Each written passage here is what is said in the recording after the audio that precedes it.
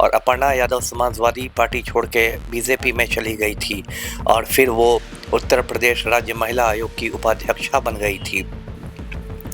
और मेरे सूत्र ये बताते हैं कि देखिए 10-11 महीने बाद यूपी में चुनाव है और उसके पहले प्रतीक यादव पर बहुत ज़्यादा दबाव था भाजपा में आने का, और भाजपा इनको एक तरह से स्टार प्रचारक बनाना चाहती थी अखिलेश यादव के विरुद्ध।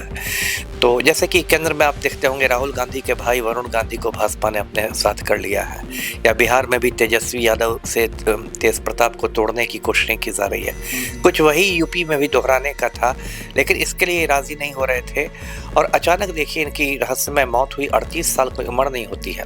और जो पोस्टमार्टम रिपोर्ट हुई है, जो पोस्टमार्टम रिपोर्ट आई है, उसमें विसरा को संरक्षित कर लिया गया है, प्रिजर्व कर लिया गया है। और विसरा को प्रिजर्व करने का ये मतलब है कि डॉक्टरों को शक है कि इनकी मौत जहर से हुई है, इसलिए विसरा को प्रिजर्व किया जाता है, क्योंकि विसरा एक ऐसा अंग है शरीर का जिसमें जहर के अंश आ जाते हैं। इसका मतलब कि डॉक्टरों को भी संदेह है।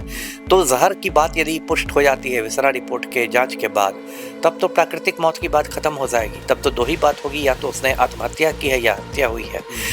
तो ये सब अभी बहुत सारी चीज़ें हैं। उनके मोबाइल को भी पुलिस ने रखा है। अभी देखिए इसमें बहुत लिपापोती भी की जाएगी।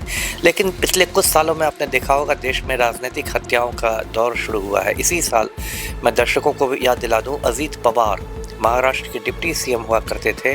उन्होंने मौत के 3-4 दिन पहले कहा था कि मेरे पास भाजपा की सारी फाइलें हैं नेताओं की, और उसके बाद 3-4 दिन बाद उनका विमान अचानक क्रैश कर जाता है और उसमें अजीत पवार मारे जाते हैं, और उसमें कोई ठोस से नहीं सबूत आता है, कोई ठीक से जांच नहीं होती है।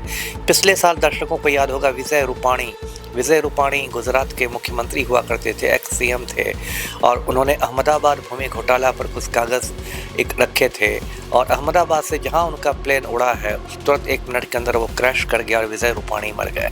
तो देश में एक पैटर्न होता है। अब जो CDS थे हमारे जनरल विपिन रावत, उनकी भी रहस्यमय हेलीकॉप्टर दुर्घटना में मौत हो गई।